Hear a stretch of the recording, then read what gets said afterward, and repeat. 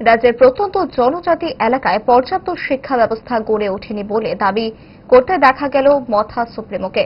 টেকসই দিগন্ত ত্রিপুরার সীমান্ত গ্রামের ক্ষমতায়ন এইচডিএফসি পরিবর্তন প্রকল্প চালু করা হল আজ। খুমলুং এগ্রিকালচার ট্রেনিং হলে আয়োজিত হয় অনুষ্ঠান।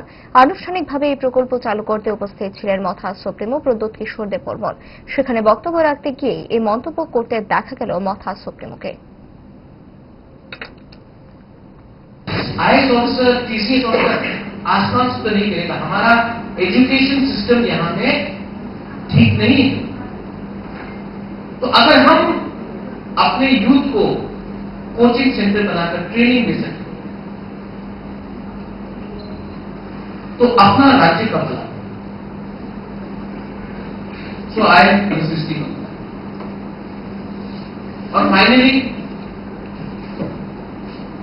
आई नो आप नहीं जानते थे, आपने कहा पासरा, पासरा मत बोलिए, बिना बोलिए, क्योंकि पासरा दिल में चोट लगता है।